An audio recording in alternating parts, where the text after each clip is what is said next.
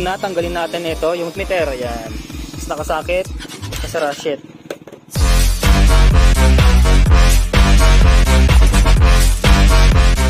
So, ayan. Lalagyan natin yung DC monorack natin na Phoenix. Ganyan pagka nilagay na natin. Pagka wala yung top box, yung bracket lang sa base. So, good day mga ka-NB Moto. So, dumating na yung Phoenix natin. Ayan, na bracket para sa Sniper 155. Ayan, o. Yung version 3 to na Phoenix. Ayan. Kasi bago na yung, ayan, DC monorack na emblem. Naka-emblem na siya. Tsaka ito yung mga joint niya. Ayan. Malinis. Tsaka ito pala, 1 3/4 lang to. Kunti na lang para maging 2 kilos. Ayan, yung mga welding niya. Ayan, o. Pag DC monorack talaga, solid pag gumawa. Tsaka matibay. Yan. Tapos yung bracket, ito yung bracket. Tapos may libre na siyang, yan, handle. Para pagka bubuhatin mo, pagka center stand, ayan, meron na. May dalawang, ayan, tornilyo.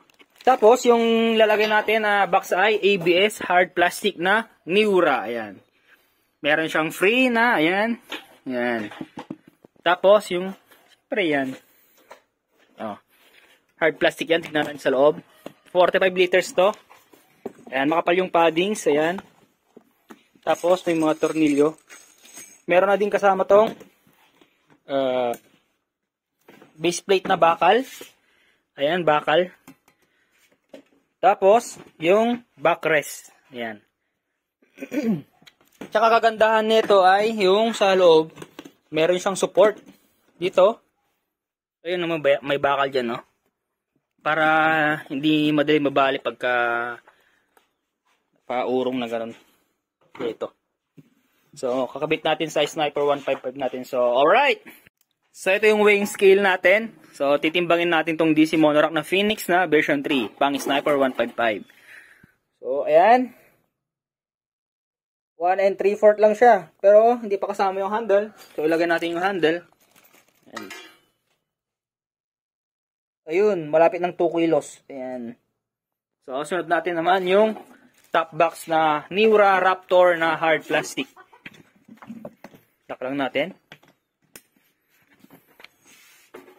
Kasama yung base plate dyan, ha. Lahat na yan. So, ayan. 5 kilos. Kulang na lang, 5 kilos. Pagkapantay, oh. Ayan. So, para mas magaan kasi yung alloy mabigat. So, ito yung binili natin. Miura na Raptor. Alright. So, ayan, kakalisin natin. Una, tanggalin natin ito, yung takip dito. Ayan. Yung rubber lang to, eh. Ayan, tanggal na. O, dumi, oh. Tapos, ayan, meron 4 na tornilyo. 1, 2, 3, 4. So, gamit tayo ng 10 mm. Ayan. Tapos nakasakit. Kasara, shit. Ayan. Yan, tanggalin yan.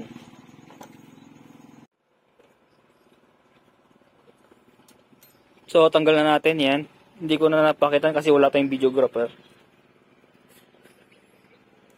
10 mm to. Na socket wrench.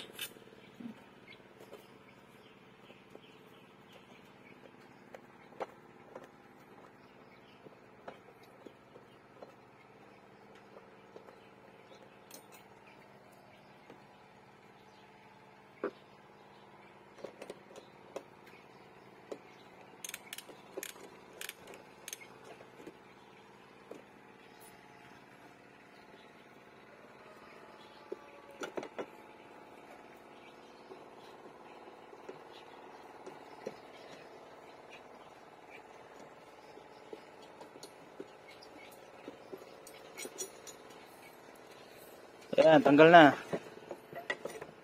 Yun.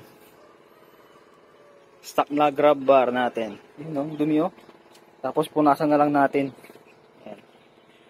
So, ayan. Lalagyan natin yung DC monorack natin na Phoenix Sniper 155. Ang ganda, oh.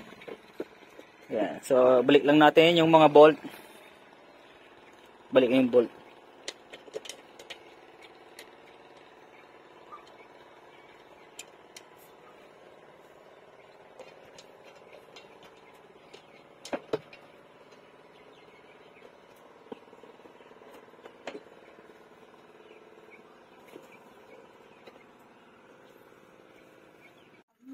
So, ayan, pagka ganyan, pagka nilagay na natin, ayan, yung 4. So, ang ganda, oh. Ayun. So, lagay natin yung cover. Ayan, punasan ko lang. Yung sniper natin, nalagay na natin. Ayan, guwapo. DC Monorack Phoenix version 3. So, ito yung base plate, ang bakal. Pero yung kan natin ay ABS plastic. Ito yung ilalim. Ayan. So, walang sabit, malayo. Dito din, walang sabit. Yan, wala. Pwede din sa kabila. Ayan. So, tsaka kapag binuksan mo yan, smooth lang yan. O.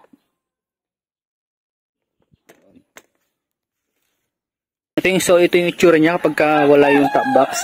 Yung bracket lang, tsaka yung base plate. Ayan.